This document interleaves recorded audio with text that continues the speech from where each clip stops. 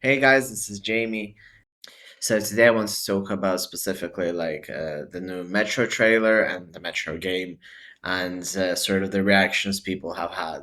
Now, obviously, I've been talking about the Russian-Ukraine war for quite a while, and obviously, being someone like from a Ukrainian family, it had affected me, even though, I'm not in contact with my family at the moment and won't be probably, but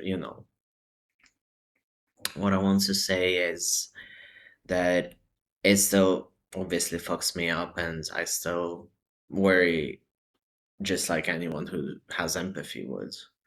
And it is a difficult subject for me to approach, but I will sort of try to sort of narrow it down to my main points today.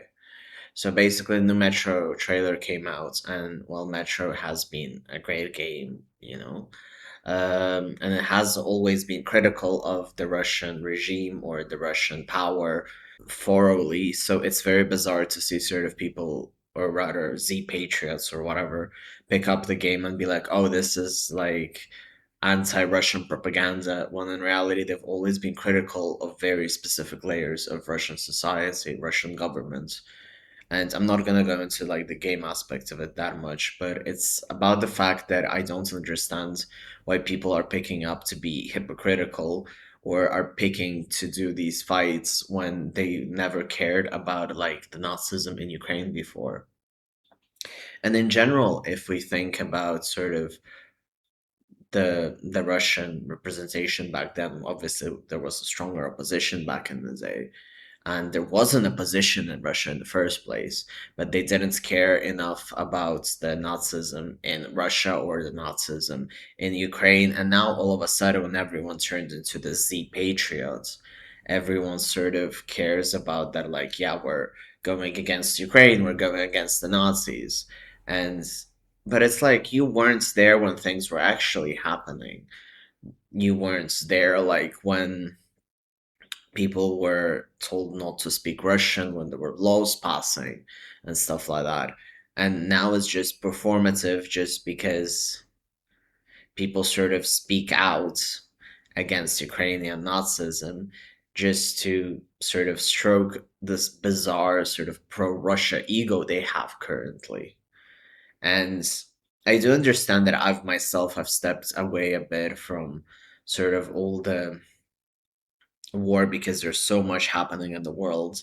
And I also kind of understood that I moved on, I moved away also so long ago, and I'm not in contact with people, like only just a few people in the community. And it's literally kind of everyone, at least here who I know, kind of moved out and they're just happy to be here. So we kind of live in this bubble where we just integrate and sort of vanish into the Portuguese community because that's kind of what we want to do. We don't want to sometimes think about the horrors of society, and it is something that I have horrendous guilt with as well. But I can't imagine sort of like watching a Metro trailer and being like, yeah, they're critiquing the Russian regime or giving a very sort of thorough opinion on something that I know nothing of or have never spoken on about. Like, I really try to sort of talk about subjects that I know I can talk about or I'm very well versed in, or I feel like I am a representative of.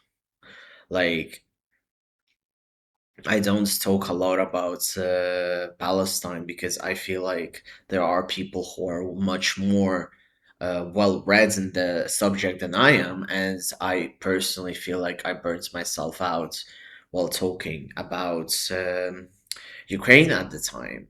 So I feel like I should leave it to people who know the subject much better than I do.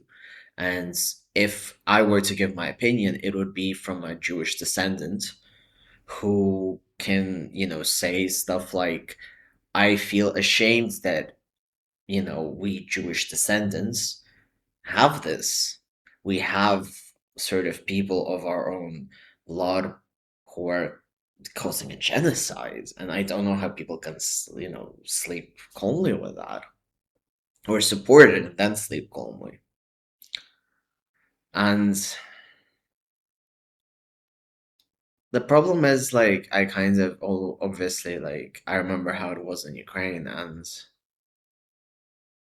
it was very oppressing, sort of, be not being able to understand the whole sort of process of everything that's happening, and sort of see the Orange Revolution, see all the things that fell after it, and also, like, when Donbass just started, and there are so many intricate details that even I feel sort of nervous to speak up on, and things that terrify me, because at the end of the day, this is a horrific war, and you can't just be on Russia's side, which is the side that wins in right now. And sure, you can sort of think like, okay, but Ukraine has a very dark Nazi past, specifically like Western Ukraine.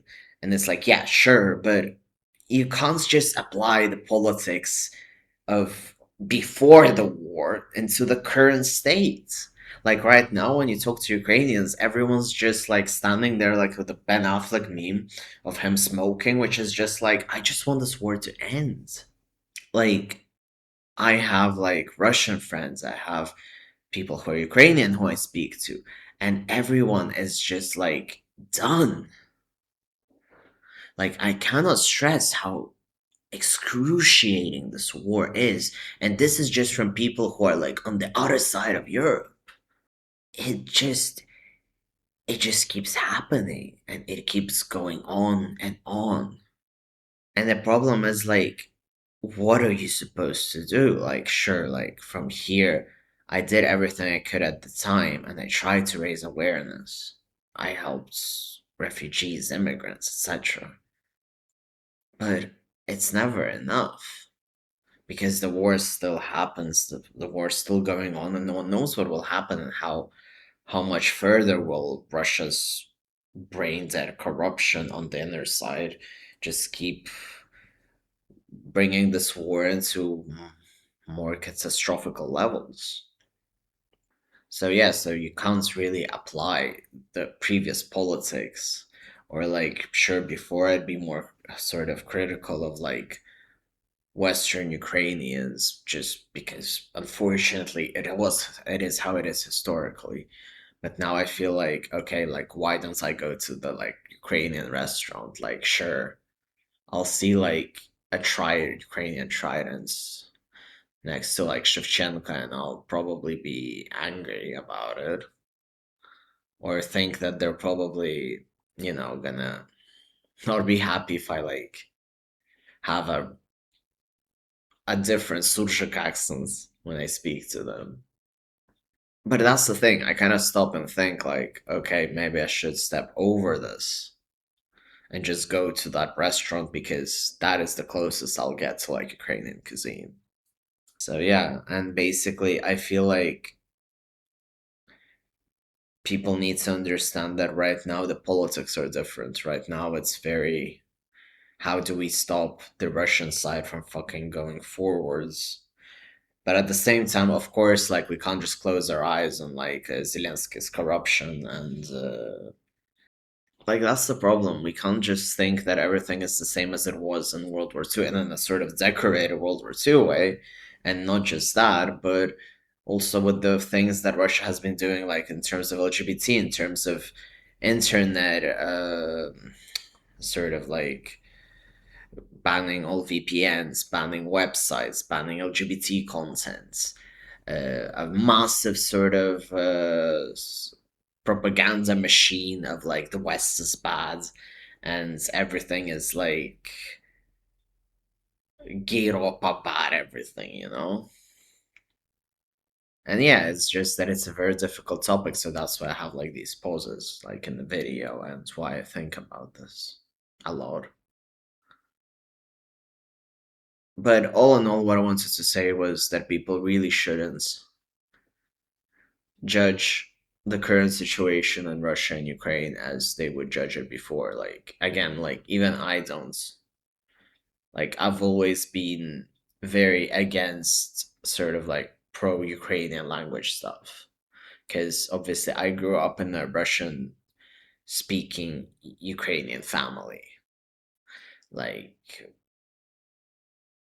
this this was the reality.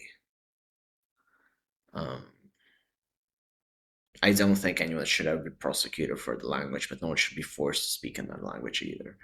So just as it is applicable for Russian speakers in Ukraine, it should be applicable for Ukrainian speakers in Ukraine. But unfortunately, that wasn't the memo at the time. So yeah, what I want to say is that before you critique or before you sort of say certain things, you need to assess like, am I doing the right thing? Do I have enough knowledge? Do I have all the points down? Do I know what I'm saying? I think that's the main one. Thank you very much for watching. If you enjoyed this video, please feel free to subscribe. Feel free to leave a comment. Feel free to share a video with this. Piss off someone, you know. Always good to do. Thank you very much.